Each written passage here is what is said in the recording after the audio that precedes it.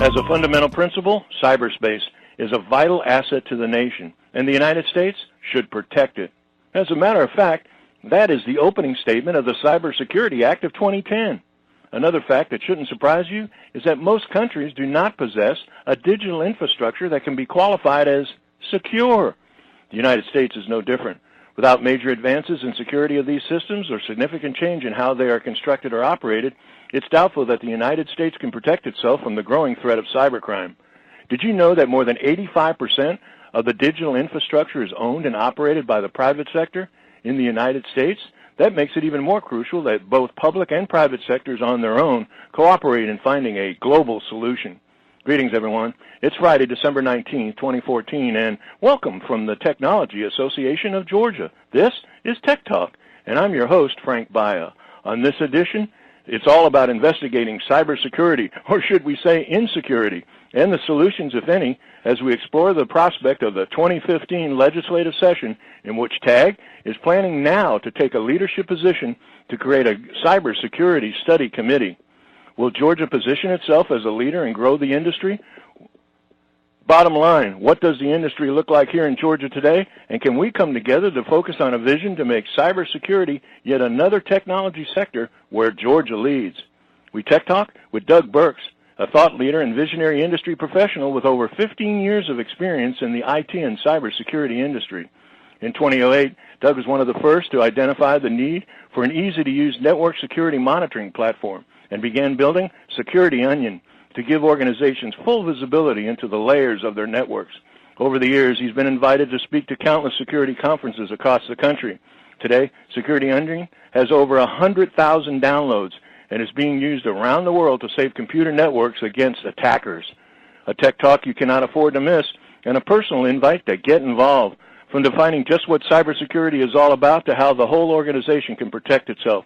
A reality check in the face of current events as to, does cybersecurity really matter to Georgia? A unique look and insight into an industry from a leader as we explore the prospect of Georgia becoming one of the nation's, if not the world's leading industry leader when it comes to cybersecurity.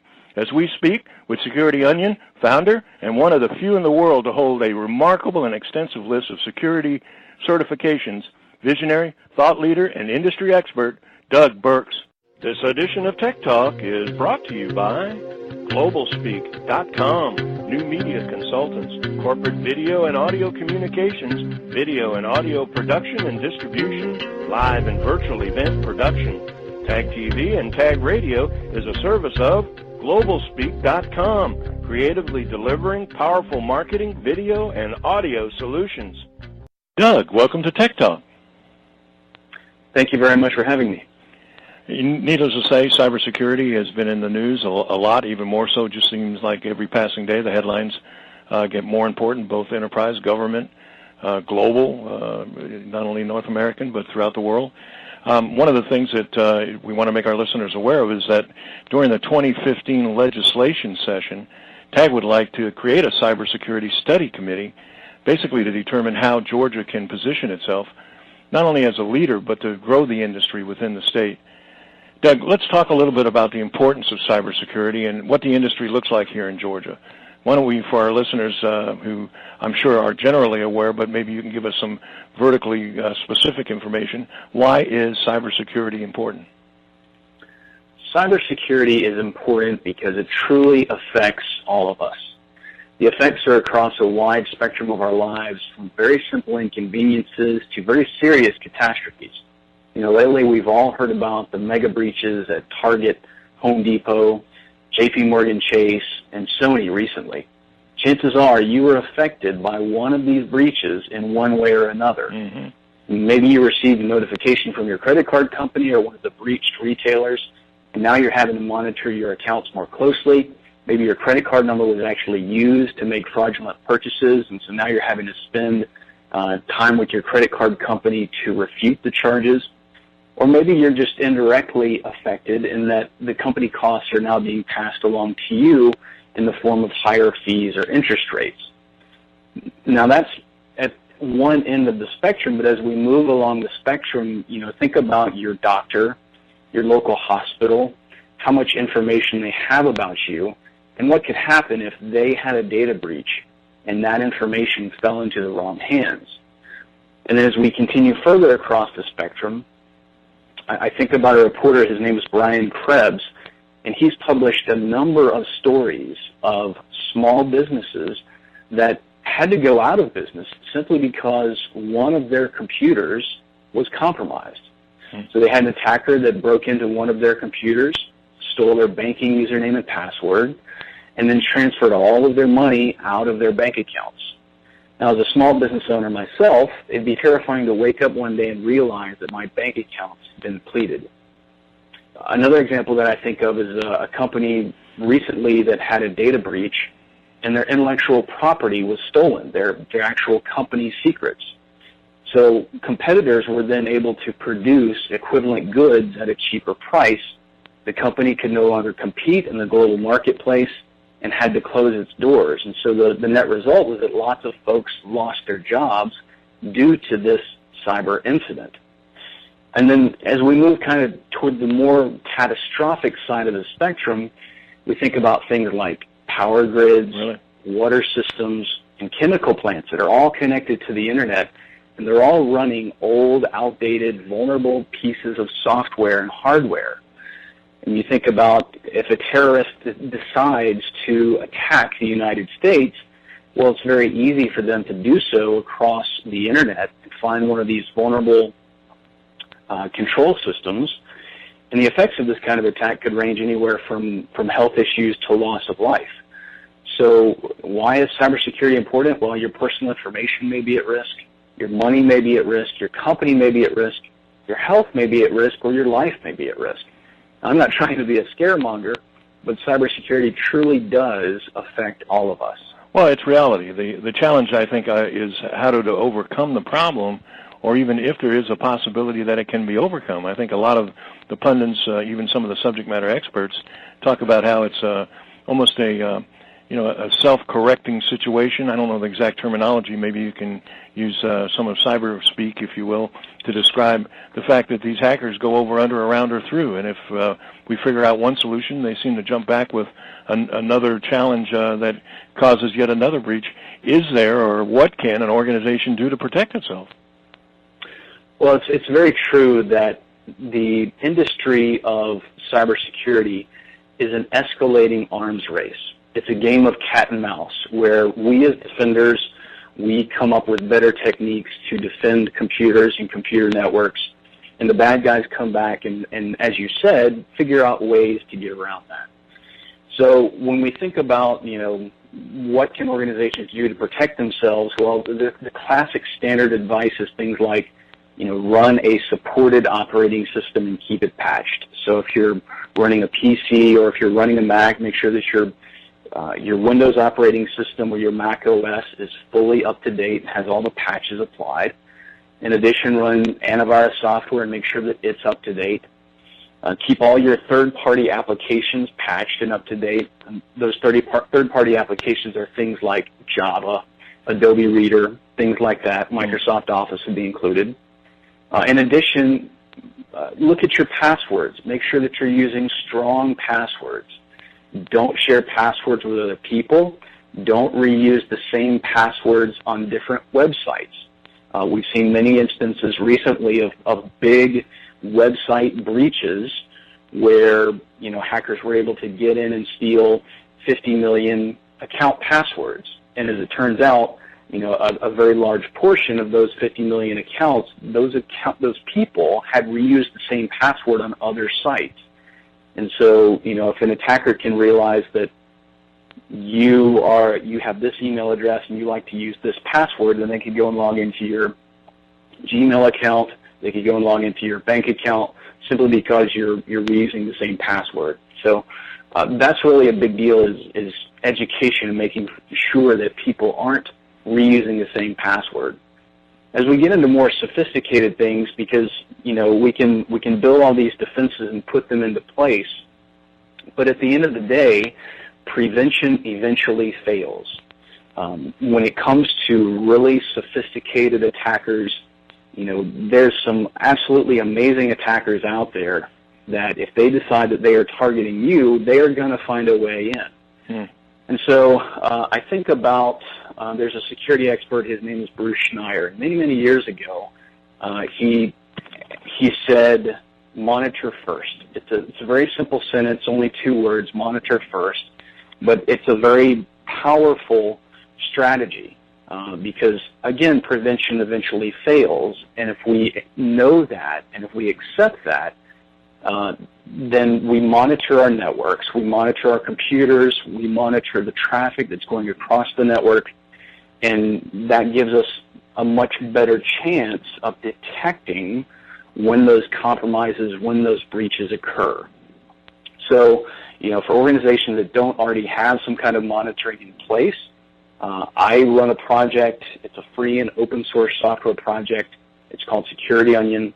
You can download it today for free, and you can use it to monitor all the traffic on your network.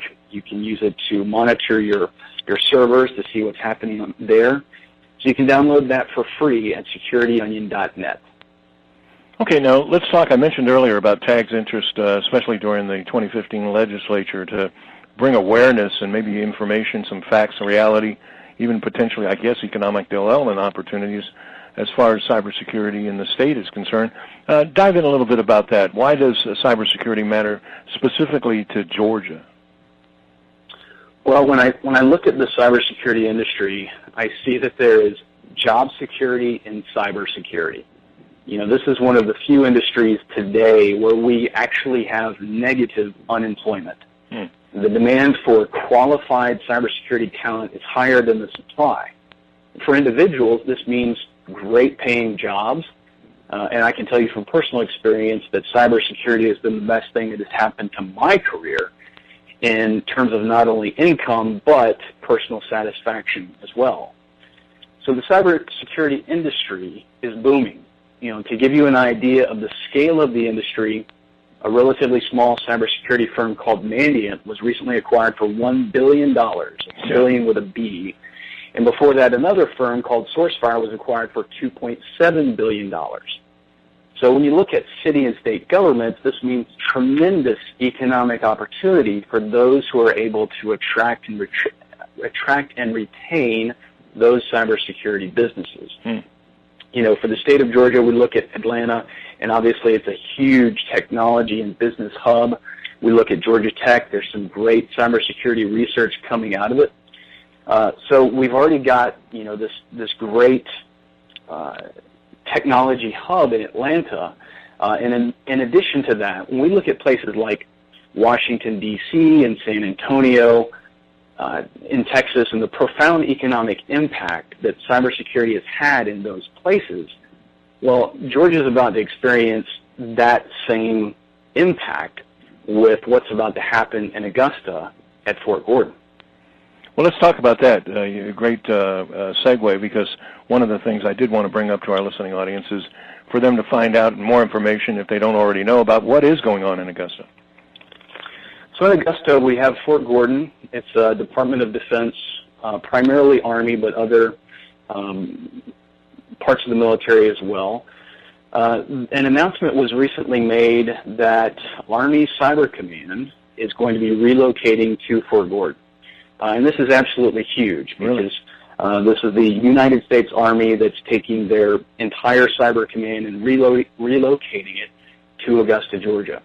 In addition to that, we've got NSA Georgia. And, of course, the NSA has been in the news a lot recently, so we're all familiar with what they do and how they protect and defend our nation. But NSA Georgia is one of the largest NSA installations in the country. So when you look at Army Cyber Command plus NSA Georgia, you're talking about ultimately thousands of cybersecurity professionals. So that means defense contractors. That also means startup companies. So as like we were talking about before with the escalating arms race of good guys versus bad guys, we've got the United States military who's trying to defend their networks, and they're looking towards the private commercial industry to come up with new products and services to help folks defend their networks. So we've got startup companies. In Augusta, we're building a startup community to help foster and attract and retain those startup companies. We've also got a big information security community that we've been building for years. So we've got an organization called the Information Systems Security Association, or ISSA. We do quarterly meetings here in Augusta. We've also got an annual security conference called B-Sides Augusta. Next year will be our third year running it, and that's going to be in September. So we've built this thriving cybersecurity community in Augusta. Well, let's talk a little bit about, and we're quickly running out of time, but I'm really glad that you gave us that information, and obviously incredible news, incredible opportunity. Certainly it begs the issue of yet another category, another vertical where Georgia can potentially take not only a regional or a national, but maybe even a global leadership position in terms of where Georgia leads from a technology standpoint. I guess maybe connect the dots as we close this Tech Talk. Let's talk a little bit about, is there something that you can identify? I mean, what does Georgia need to do to say, become top in the nation when it comes to cybersecurity? I think one of the things that we have to start with is education. You know, I think about this past weekend, I sat down with my two little girls, and we went to a website called code.org. Code.org has some great tutorials that use the characters from the Disney movie Frozen to teach the basics of programming. My 5-year-old got really, really excited when she put the code together to make Elsa draw a snowflake. And later when we went through another series of tutorials where kids can make their own version of a popular mobile game, my 8-year-old saw her game that she developed running on my phone, and she literally jumped for joy. And so Code.org and other sites are participating in a campaign called Hour of Code, which goes through the end of this week. Since we already have a skills shortage in the cybersecurity industry, we need to start training kids today so that we can encourage and develop those skills for the future. The extension of that is I'm working with some folks here at Georgia Regents University in Augusta to propose a cyber camp for high school students to give them some extra hands-on training with real security practitioners. And then I think as we move kind of beyond education, Georgia also needs to be looking at advertising and incentives to attract startup companies. You know, I've lived in Georgia all my life, and I'll live here the rest of my life if it's up to me. I love Georgia, and I think we have a lot going for us, but we need to make sure that we're getting the message out there to startup companies and the startup community so that they know what Georgia has going for it and that Georgia is the place to be for cybersecurity. Well, Doug, pretty exciting, a challenging time for the industry without question. Impact across the board, I think, of the Internet of Things and the prospects of the vulnerability of a system that's so interfaced and interrelated that a hacker can not only damage an individual enterprise, but a geographic area, an entire industry. So the demand and the challenge for overcoming, quote-unquote, as you call it, the bad guys becomes critically important, not just important. And then the opportunity to describe is yet one more incredible, vast opportunity to not only for existing generations that are looking for opportunities, but for the upcoming generations of the future to make Georgia the economy that the digital economy of the future that everybody sees it as its promise. Doug, exciting times in Augusta. Great news and information. Look forward to an update and catching you again as we talk more about cybersecurity. But thank you so much for taking a few minutes of your time to join us today on Tech Talk. Thank you very much.